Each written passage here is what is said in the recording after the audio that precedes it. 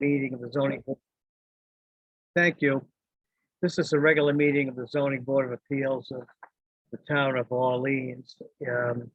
It's been properly posted, and there are two items on the agenda. Present are the following: the building commissioner of the town of Orleans, Thomas Evers, also members Michael Marnick, myself, and members as chair, and members Matthew Cole, Gerald Mulligan, vice chair, Lynn Eckholt, and Bruce Taub.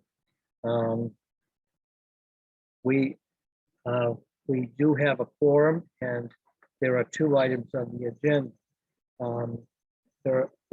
Case number 2172 was noticed first on the agenda, and that is the application of David Currier on behalf of owner A.J. Luke of the premises at 14 Lots Hollow Road for special permit in accordance with General Laws, Chapter 48, Section 6, and zoning bylaw 16444, and that is also 16440.40.4 of the zoning bylaw relative to marijuana establishments.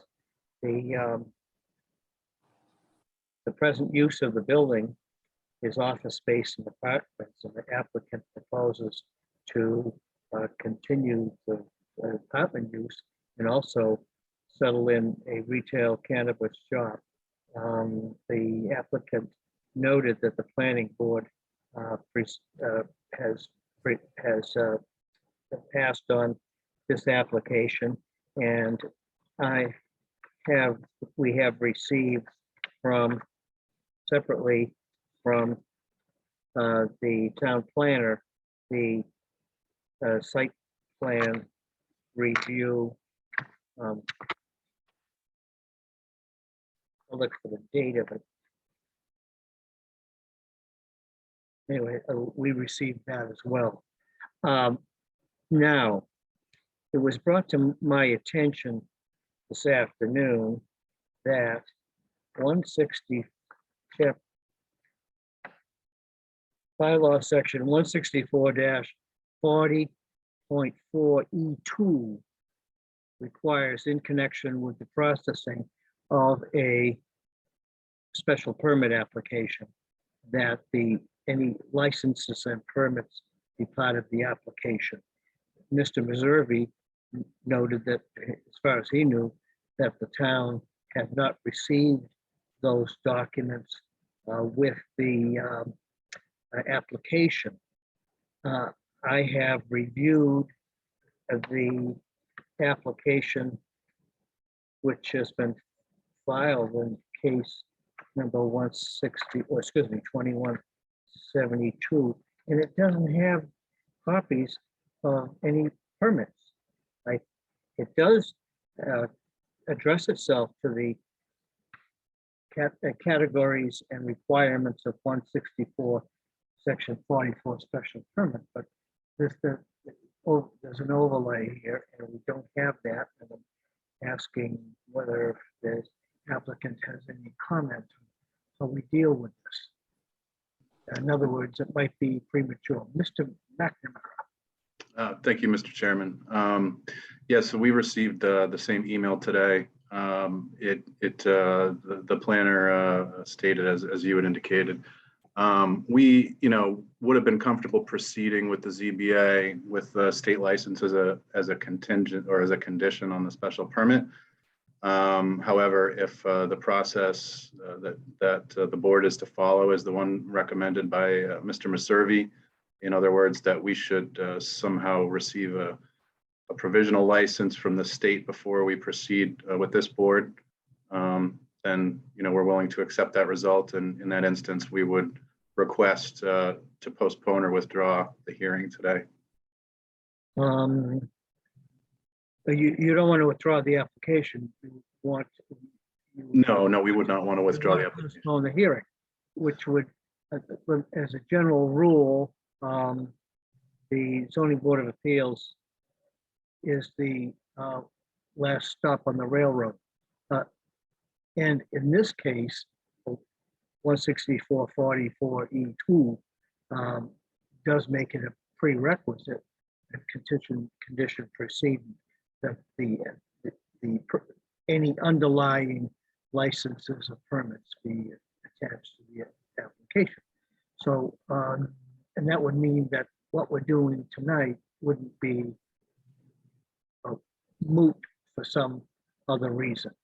In other words, we would like to wrap everything up and have a full hearing, knowing that once we finish our business and file a decision, then you may proceed in the usual fashion. So that was my thinking. I could ask for any comments from the board. My thinking is that ought to be a ruling right from the chair. If you need time and let us know now if you can. Let the record reflect that Emily Van Giesen, a member of the zoning board, has joined the meeting. If you have an idea how long that might take you. As to the application, we have all of the materials prepared, ready to submit.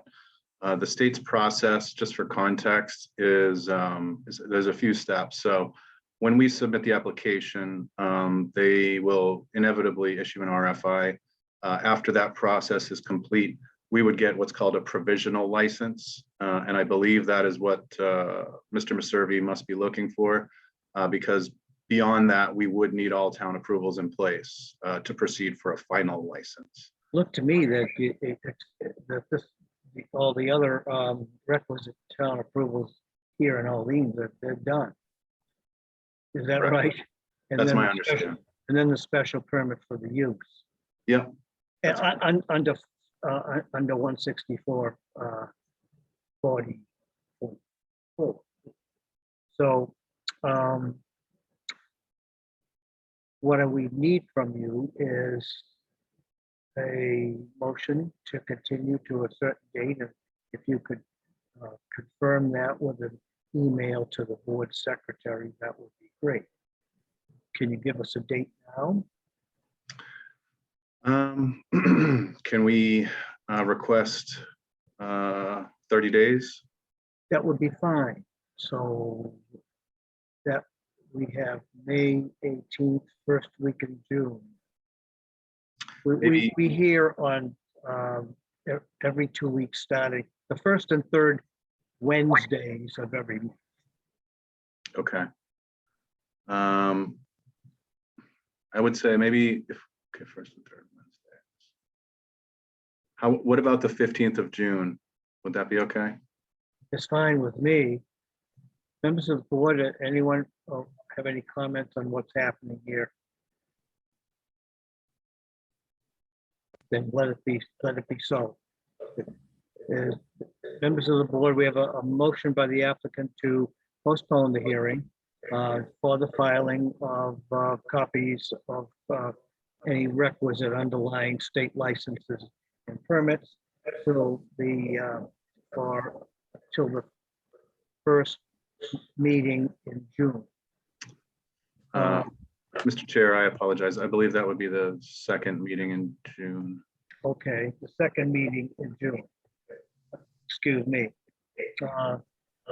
Then I'll make a motion that we continue the hearing until June 15th. is there Second. the second by Mr. Mulligan? All those in favor? Aye. Aye. By acclamation, aye, the motion carries unanimously.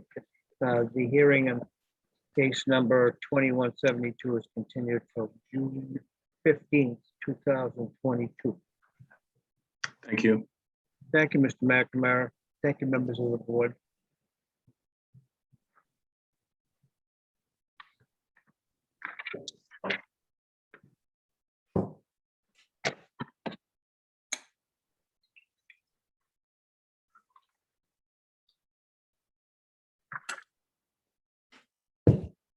in order, and continued from April 20, 2022, is the hearing in case number 2171, which is the application of Philip Ruggieri for a special permit, adding outdoor entertainment under the use tables of the zoning bylaw as amplified entertainment, whether it's a intensification of a pre-existing non-conforming use.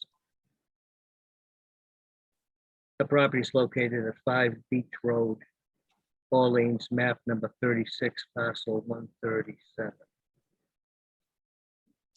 We spent some time hearing this in 2 weeks ago.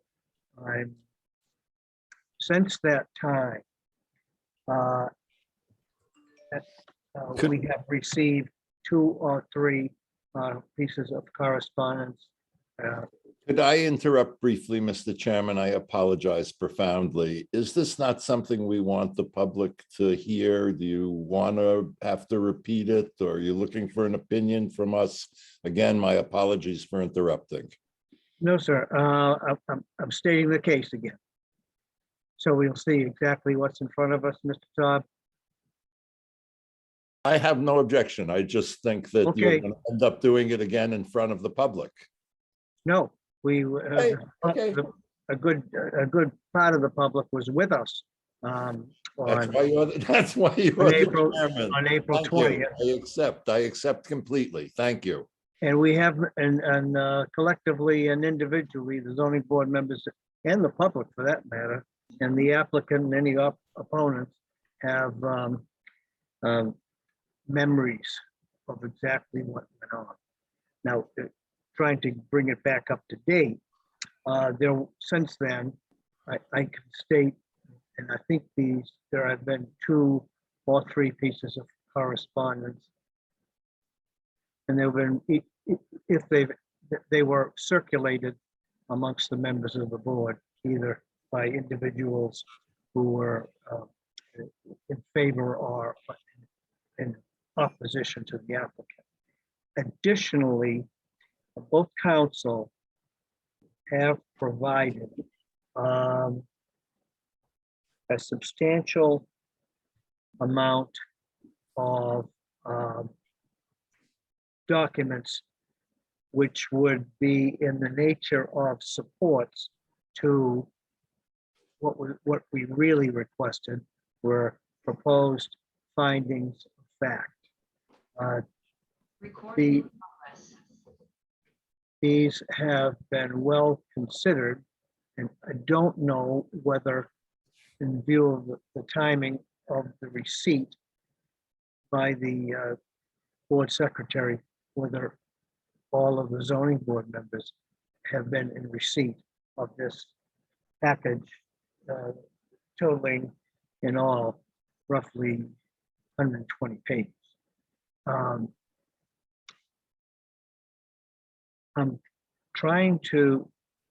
working through the best way.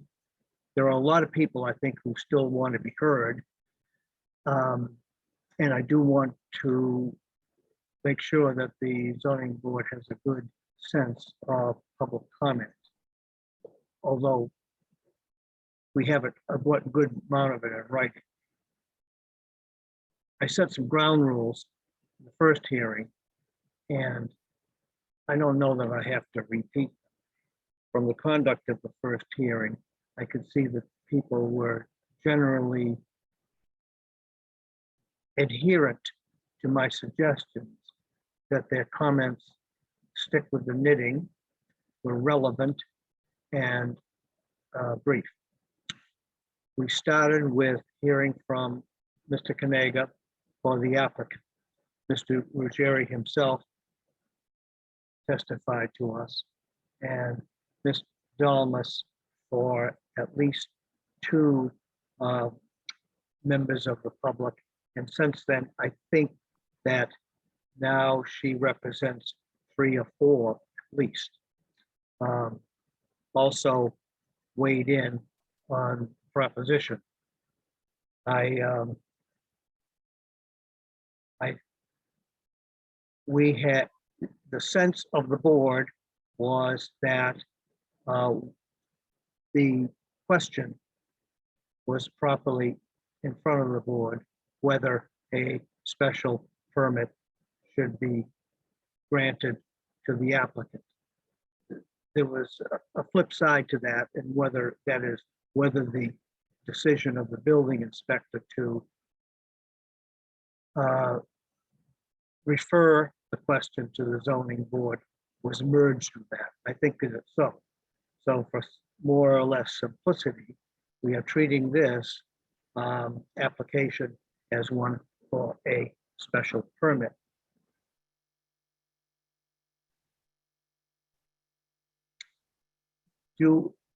So my intention, my proposition is that we hear again from Mr. Kanaga and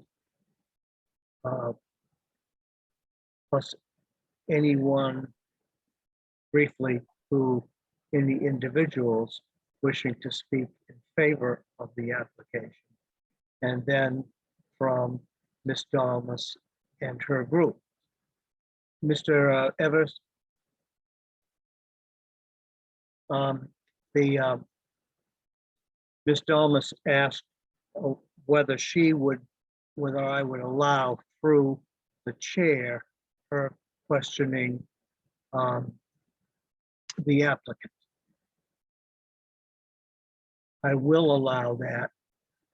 I'm sure that Ms. Dalmas recognizes that this isn't an opportunity for cross-examination, but mainly some examination questioning that will assist the board to make proper findings based on the evidence. Does any member of the board have any suggestion as to another way of moving this application forward? Mr. Chairman, I have a question about taking more testimony from the public as to the impact on the neighborhood. We had, not only do we have extensive testimony in the last hearing, but we've all received innumerable number of letters by lots of people, both for and against. I'm aware of the process and don't want to have shut people off, but I think at a minimum, I don't know that any new information is going to be delivered to this board based on testimony from neighbors, either supporting or opposing. I think the issues are very well joined in terms of the public perception. And I just raised that. I don't know if we have the authority to cut off people who want to be heard, but I would suggest that at a minimum, they be counseled to provide new information. I don't know what new information they could provide. Contrarily, I think that the legal issues look pretty well joined by the subsequent submissions since last week and last hearing rather. And I think if we got into that and again, it's one man's opinion. I don't think it's going to be very productive for anybody to sit here long hours hearing repetitions that either was loud or isn't loud. Then I suggest to the public and to the board, my colleagues, that the real question is whether there is an intensification of the lawfully pre-existing non-conforming use of entertainment at the Bali Neck Inn. Mr. Chairman, again, my understanding was that's the question that we ended the hearing 2 weeks ago on. And that was, I thought, the issue we were going to decide tonight. That is exactly it. To boiling it down. I regret that I can't raise my hand to be recognized, but not only are we addressing whether it is or is not an intensification, but assuming that it is, are we going to issue it a special permit or not, which is going to turn, if I'm understanding it correctly, or at least counsel for the litigants, the opponents, is going to argue that it has a negative impact on the character of the neighborhood, and that is in some ways, if I'm understanding the case law she's citing, and her argument in general is that that's the singular item that they're resting their case on, is that it is an intensification and that it has a negative impact on the quality of the neighborhood, or however the legal wording of that is. Thank you. Mr. Chaub, you are correct. The second question is not intensification. Whether there's intensification is one, and the second is the impact on the neighborhood. That is correct. And that was pretty much my ruling. Mr. Kaniga, no, last time we had a hearing, Mr. Kaniga did not object to it, and I don't think he's particularly frightened. So I would like to then follow up on Brother Mulligan's excellent suggestion. Though we don't want to restrain testimony by the public, we are only taking testimony as to the following, because we can't deny her the opportunity to present her expert. Oh, no, it hasn't come to that yet. We'll see what happens. Everyone's entitled to a full and complete hearing here, but on the other hand, we've kind of sketched out the issues. Let's hear from Mr. Kaniga first. What do you have to say now? Well, I think I'm going to lead with the discussion regarding the intensification, if that is okay. So good evening, and thank you all for your patience on this case and for giving us time to bring evidence and draft findings. And thank you for rescheduling this so quickly, because regardless of the outcome, this is really important to my clients to know what they have as a business going into the busy part of the season. When we left off 2 weeks ago, we were asked to bring evidence as well as proposed findings for the question, has there been an intensification of the use? So I'm going to give you a different view of the Barley Neck Inn, previously known as the Pequot Inn, than we heard last meeting. As a brief overview, I've determined that the lawfully pre-existing non-conforming nature of the property began after the vote at town meeting in 1971. If you look at the packet I sent you, you'll see what's labeled as exhibits 2A through D, the zoning maps and the schedule of use tables that changed during that time period. The zoning change at town meeting in 1971 made the current use today and the current use at the time, restaurants with entertainment and sale or dispensation of alcoholic beverages, subject to special permit review if they were in the limited business district, which this district was at the time of 1971. Subsequently, in 1976, it was changed to rural business, and I sent you the schedule of uses, which was updated. So I gave you both changes under Exhibit 2. I think at the very least, and I don't want to speak for Attorney Dowmus, but I think we are both in agreement that at the very least, the change was 1976. But it's my opinion that it was actually probably 1971 that it became pre-existing non-conforming or lawfully pre-existing non-conforming. Now, what was the use back then? Was it a quiet piano bar? People eating by candlelight? I found out that the owner of the bar, then known as the Pequot Inn, from that time period was Bob Gill. A lot of people in town know Bob Gill from Bob Gill's, where I bought my first fish as a kid. He's well known, and I had no idea he owned the Barley Neck at one point, but his testimony is in your packet. And his testimony is that It was the current use of a restaurant with entertainment and sale and dispensation of alcoholic beverages. And it was live amplified music was played at the bar quite frequently.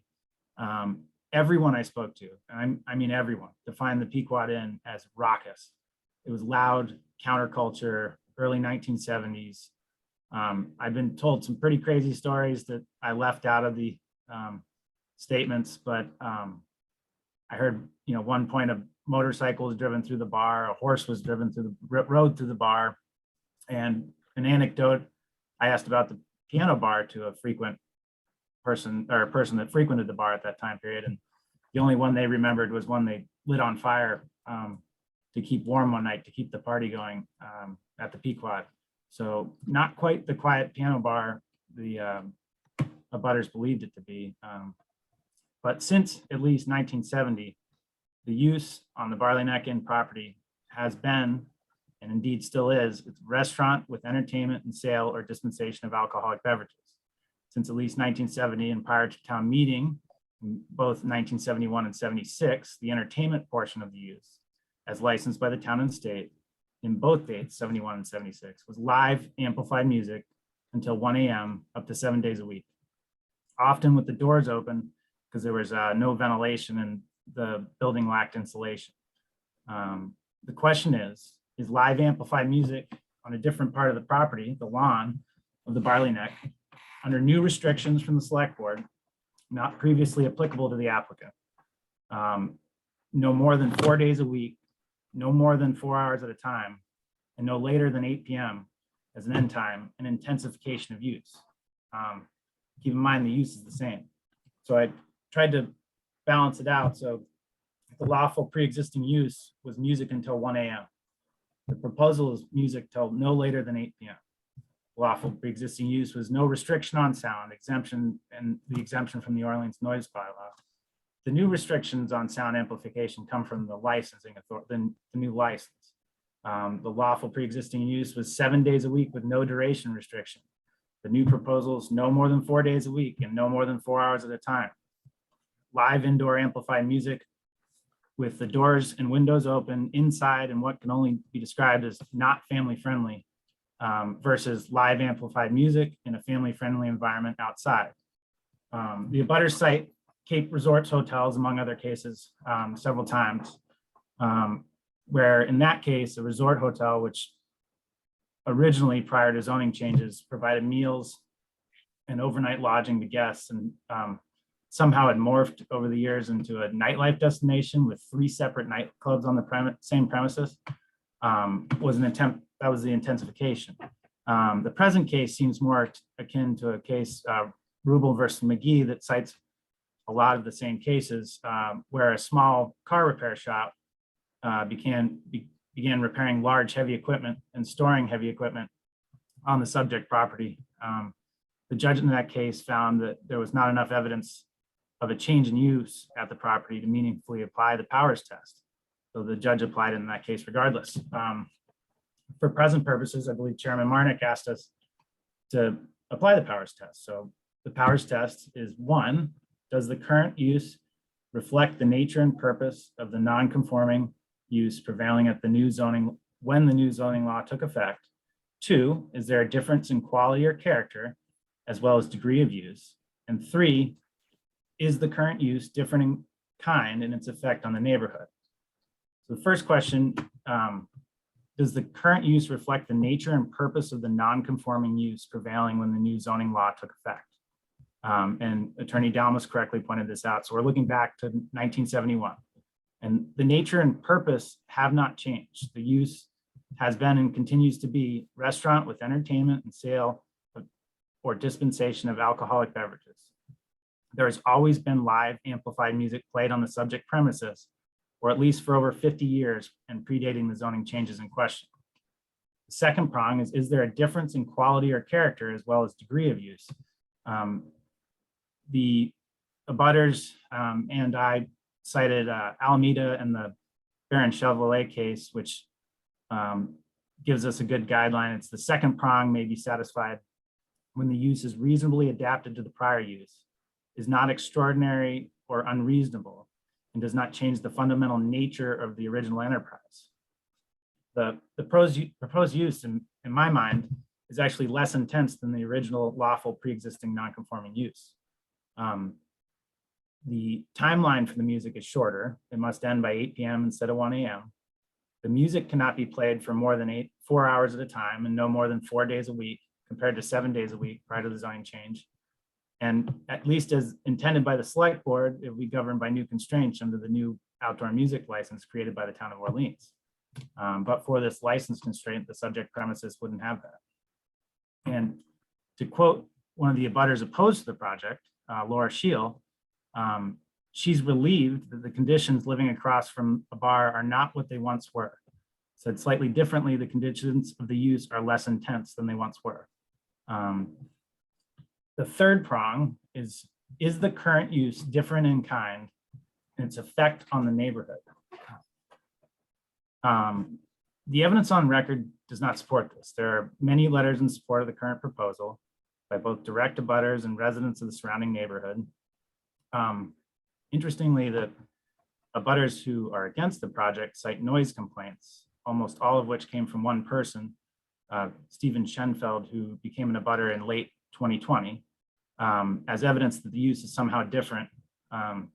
Upon further review, however, not only did the Orleans Police Department not cite the Barley Neck Inn for any violations last summer, but under its own independent review on 9 different occasions it was called out, included opinions such as the following: did not appear too loud or boisterous. Music sounds appropriate. Music was at appropriate level.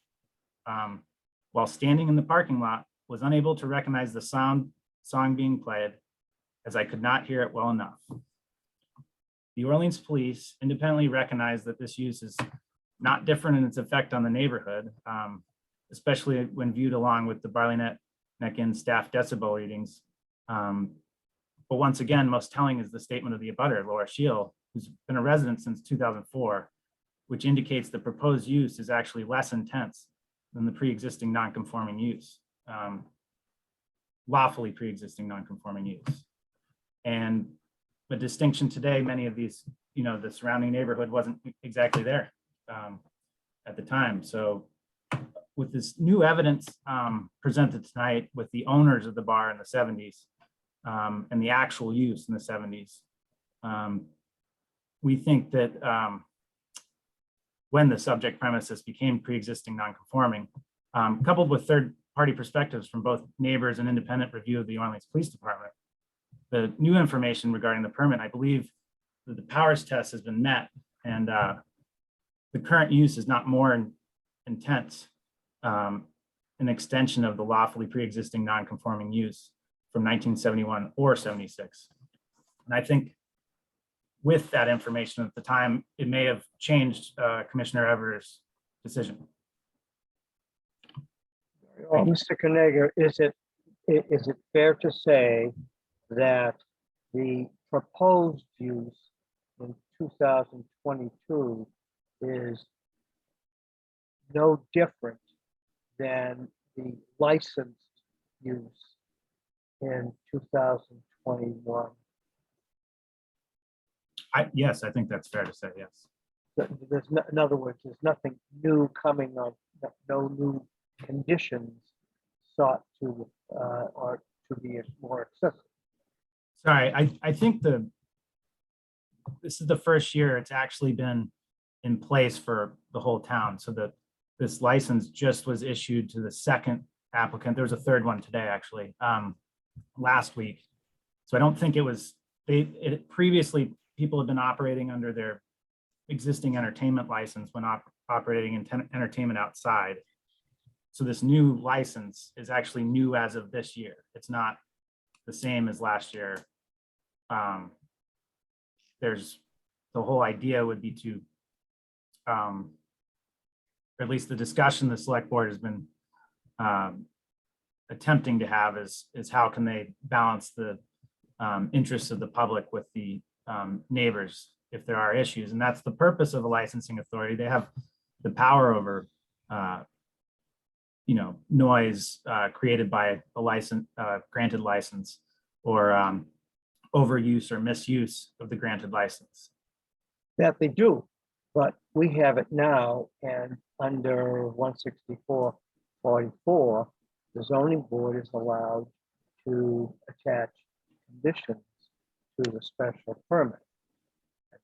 Thinking was, if that were lined up, if we were to provide relief to the applicant, then we could attach conditions, say, that would be identical with, the conditions that you proposed in 2000, going forward in 2022 and sequential years, as you had in 2021, which was by a direct conduit, so to speak, from the Board of Selectmen, who at that time were using their licensing jurisdiction to take care of it, instead of treating it as a use, which is really, that's what zoning boards for.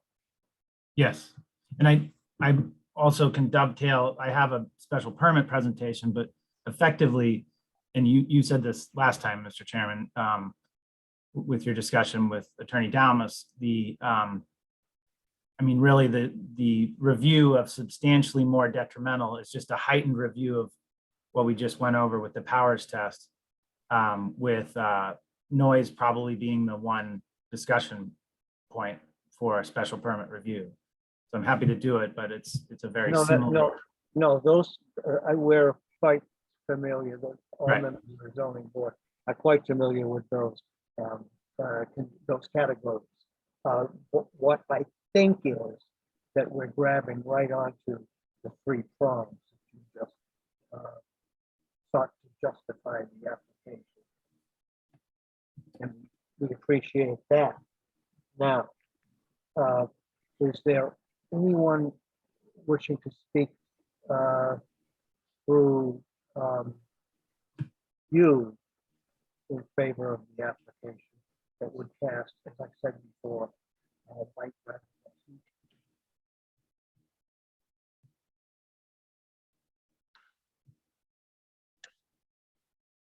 If I may as well, Mr. Chairman, Yes, I asked yes. that I have several people that wrote the letters in late, but I think the general sentiment is that they tried to get the letters into you for review. Especially, I kind of targeted people that were in the neighborhood to try to target down the support you might hear. So if no one's speaking, it may be because many of them have written in. Members of the board, let the record reflect that at least I am in receipt of some of the material provided when Mr. Kaniga included a uninterrupted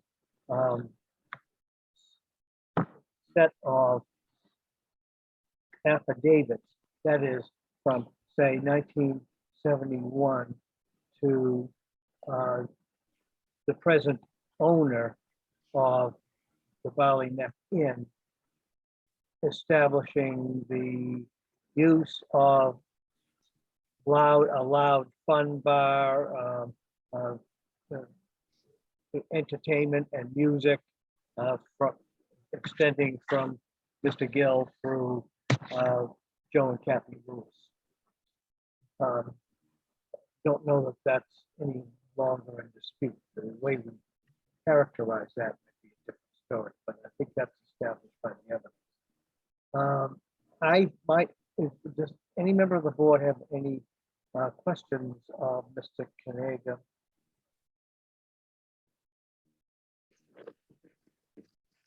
There's no positive response, therefore, I'd like to hear from Ms. Dalmas. You also just had a hand from the public go up. Do you want me to bring that person in, Mr. Marnick? Don't know who it is. Mr. Squire, I can bring him in if you want. I think I have an affidavit from him. Let me just check. You do have a letter from Larry, Mr. Chairman. I thought I did. Let me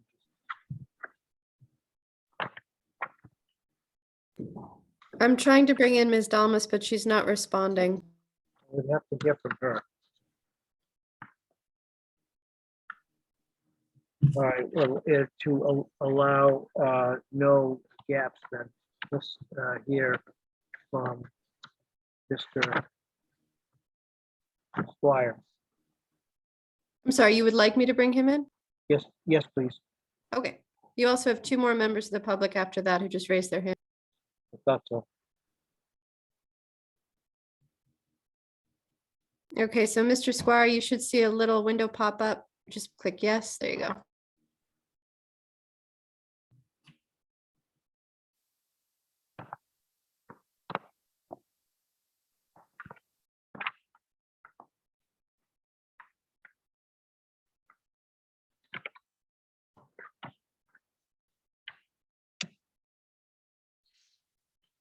Squire, could you identify yourself and where you live?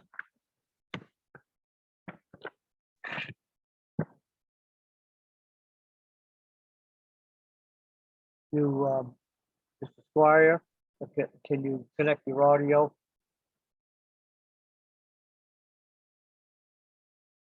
Good. Good, good evening. I'm sorry, my technology skills aren't that finely honed. I did submit a letter on behalf of my wife and so I didn't jump in initially because I was heeding your good recommendation not to be repetitive. But we are neighbors of sorts. We've lived in this part of town for 35 years and have gone through all of the history that Mr. Kanaga outlined. And one of my points, especially on I guess the third prong, is that as we drive down and have experienced, drive down Main Street and see the folks out there enjoying what the town has tried to promote since I was branch manager in town almost 50 years ago, and still has work to do. This is exactly what they envisioned as something that would promote the town of Orleans as a place to visit and live. So the noise issue, to me, we sat in the parking lot, we've experienced it many times. It's to us a non-event. Now, maybe that's because of our age and our hearing isn't as good, but to not allow this to happen, to me, is inconsistent with what the town is trying to do to promote cultural events. And the rest of what I could say is either in my written comments or comments I had for the selectmen last summer when there was a hearing on this. So we very much in support of this and hope you would see it that way. Thank you, Mr. Squire. Ms. Thomas, we are going to hear from two other people who raised their hand before I saw you on the screen. And then we really want to hear from you, summary. Mr. Stewart. Good evening. Very well. Yeah, Now, where do you live? I live on Skakit Beach Road down in Northwest Orleans, and I had a long 2-page, 3-page letter to read, but I'll summarize it because my guess is you've heard most of it from other people, and to reflect on a couple things that Mr. Kanaga and Mr. Squire have mentioned tonight. First, I do want to support this idea that the use of B&I for entertainment hasn't increased. If anything, it's decreased. I've been going there since I was a kid in the late 70s. My mother worked there in the 80s. I learned a lot of things you're not supposed to learn at a young age by attending the Barley Neck Inn and some of the artwork in the restrooms and the music and Mexican nights. And even into the 90s, the Barley Neck was much more crowded, much noisier than it currently is. I think that recent residents might be basing it on kind of some slow years for the economy and slow years for the Barley Neck and transitions in ownership. And just as BNI is getting back in its groove and finding a business model that works with outdoor music, and it still is much mellower than it was. I know you mentioned earlier that the change in quality and character of the entertainment and impact on neighborhood, but I think it's important to realize that I mean, the biggest change in quality and character in this case has been the neighborhood, not the restaurants, and the restaurant shouldn't be faulted for the neighborhood around it evolving into something that may not want it there anymore. And as soon as we start driving out culture that is right behind the cultural district sign, then Orleans isn't a town I want to be in anymore. And I've lived here on the Lower Cape for my entire life, and it's sad to see the potential for what is pretty mellow, fairly quiet outdoor entertainment that, as Mr. Squire said, is exactly what the majority of this town has been trying and worked so hard to cultivate. So my hope, I'm sorry, I apologize, I'm just going to keep it short, but my hope is that you as a board can support live outdoor music, be it at BNI or as it comes across from other applicants, because it's something that we sorely need in town. So that's all. Thank you so much, and thanks for working on this. Very well, Mr. Stewart. I think that what the zoning board is working at is properly administering the zoning ordinance and not necessarily making an endorsement as to whether music is desirable outside in the town, or endorsing a proposed business model for the Barley Neck Inn. The real question is what's happened there since 1971, but maybe even more immediately, what the uses have been in the past 3 or 4 years. Thank you, Mr. Stewart. Ms. Hackett? Thank you. Do you want to make a statement to the board? Am I live? Yes, you are. Oh, good. And Ms. Hackett, where are you from? I have property on Pochett Road in East Orleans, and I've been coming to the Cape since I was 4 months old.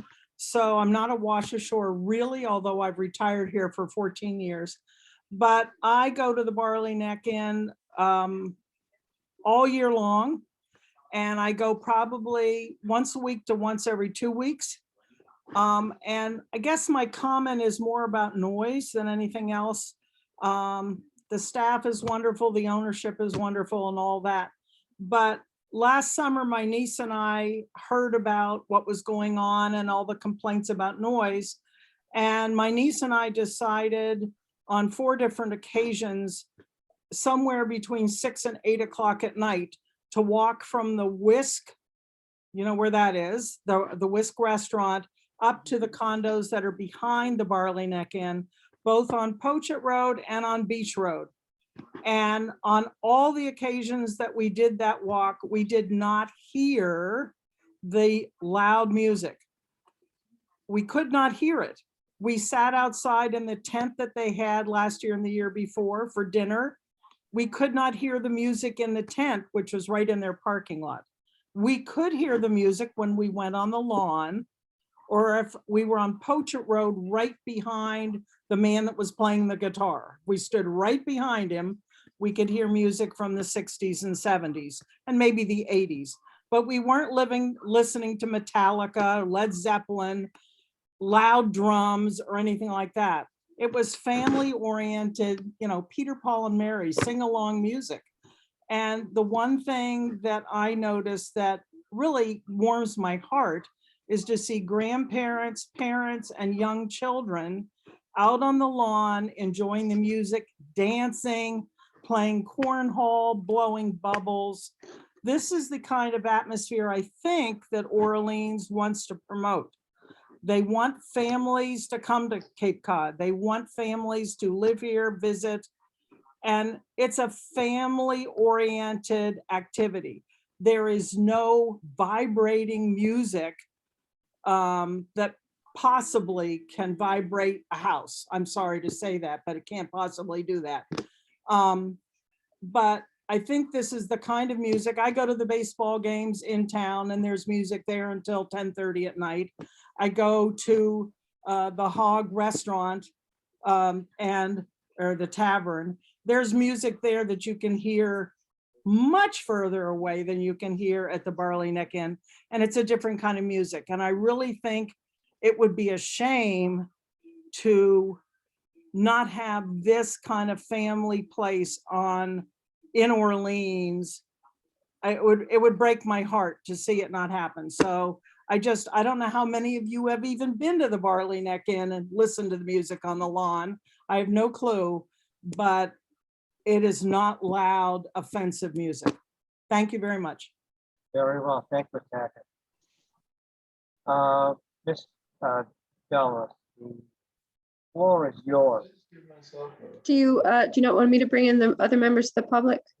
No, I think so. I made a deal with Ms. Delmas, but she Okay. have two more now. It's really your turn.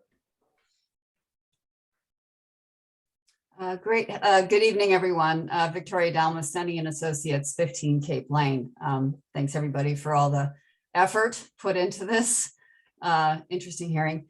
Through the chair, I'd like to ask a few questions, if I may. And then I would like to introduce our acoustical engineer, Mr. Richard James. And also, I would like to ask the board if I may submit his CV for the record. Yes. Thank you. So through the chair, for the applicant, and thank you for doing the research on the actual pinpointing the date, the relevant date. First question is, was the entertainment that you've mentioned in 1971, was the liquor service that you've mentioned in 1971, and was the food service that you've mentioned in 1971 conducted outdoors at the Pequot Inn? And if so, what was the frequency and the timing that such outdoor activities were conducted? I am not aware of the entertainment being outside, which I think is the main question you're asking. And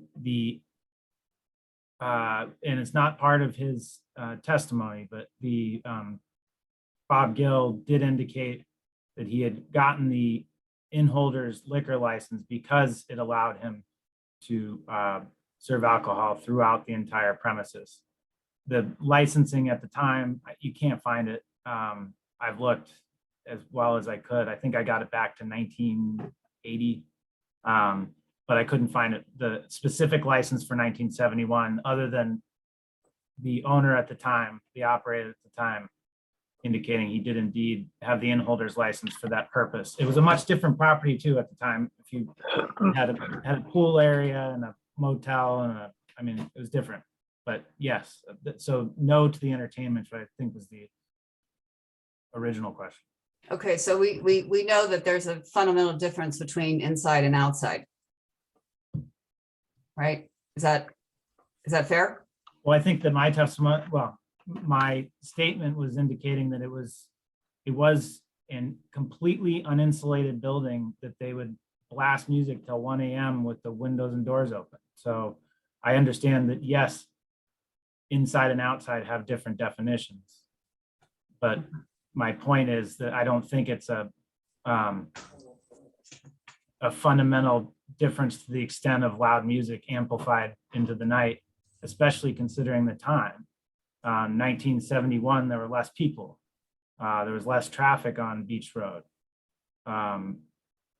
It's, you know, the late into the night especially. People drive less late at night. Just as right now, I can look outside, there's less Okay. people passing by the hour. Okay.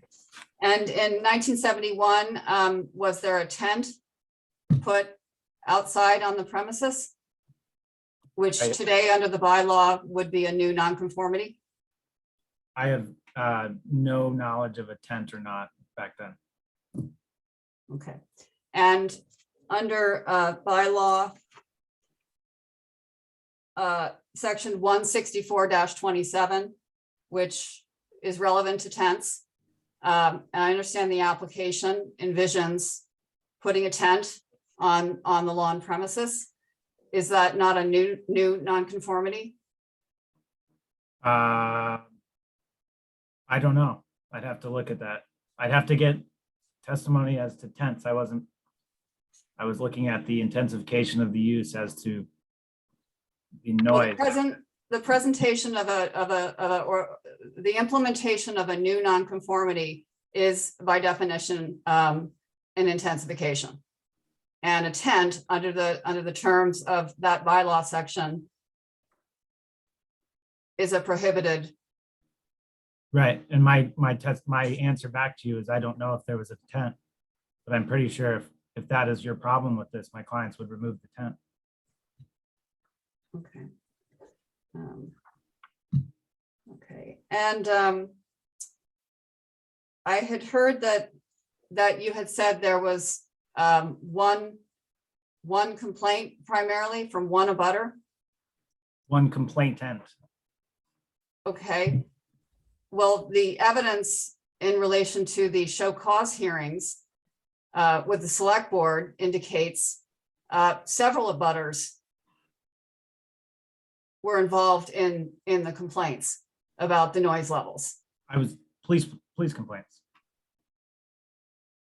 Police complaints. Okay, There were- so I there were just, nine noise complaints to the police, 8 Okay. of which were from. how many TV times channels. were the police visiting the premises? 9. 9 times, and what dates and what times? Give me a second here. Mr. Uh, Chairman, could I interject for a moment? Mr. Todd, please. Yes. I apologize. I find this questioning to be in the form of what I would consider to be cross-examination, and I don't think it's appropriate to the board. If Miss Dalmas, the Attorney Dalmas, wishes to present this evidence, she can present it affirmatively. But I'm just not comfortable with this kind of, one law. I just don't get it, Mr. Chairman, so I apologize, but it's making me uncomfortable. Thank you. Sorry, Mr. Todd. I'm going to allow Ms. Thomas to continue a bit further. Okay, my apologies, Mr. Taub. I don't mean to upset you. I just have one last question, then I would like to turn it over to our acoustical engineer, Rick James. And I just draw through the chair, Mr. Kanaga, bylaw section 164-3C5. And this is more relevant to the substantially more detrimental analysis once you get past intensification, which I do believe the shift to outside entertainment with use of tent is triggered. I wanted to ask you if I had heard that there may have been periods over the course of since 1971 to the current date where there were no entertainment uses going on. And that reversion clause in the bylaw is relatively strict in terms of once you cease a non-conforming use, so such that it's conforming, you can't flip-flop back to the non-conforming use. So I just wanted to draw your attention to Mr. that. Chairman? Yep. Could we ask for some more specifics around that?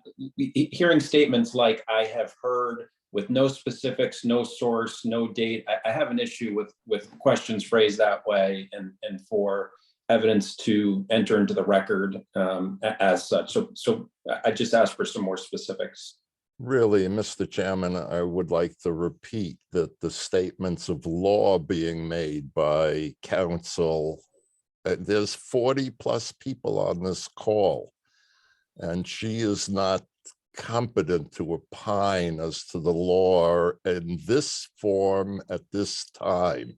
If she wants to present her case, great. I don't like the cross-examination part. And it's not that it makes me uncomfortable personally, it's that I think it inappropriate, sir. Very well, Mr. Traub. The point taken, Mr. Cole. The fact of the matter is, I think that the point being made here is whether there'd been somewhere along the line for some appreciable period of time, there had been an abandonment of what would otherwise have been a non-conforming use, so that it couldn't be ever reverted to to its non-conforming status. Was that the point, Ms. Delmas? Yes, thank you. That's what I thought. And that's a question of evidence, and we're well aware of the rules concerning abandonment, which is generally 2 years. Okay, so with that, through the chair, I would welcome introducing our acoustical engineer, Richard James. Mr. James, can we hear from you, please? Okay, I'm hoping coming through. Yes. Good, good. I don't have a prepared statement. Basically, what I've done is I've looked over a lot of the material and read the applications and looked at local laws.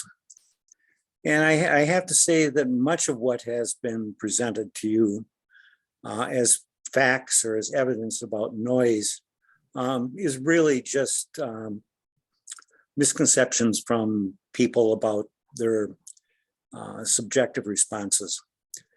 Some of the objective statements, particularly from the complaints,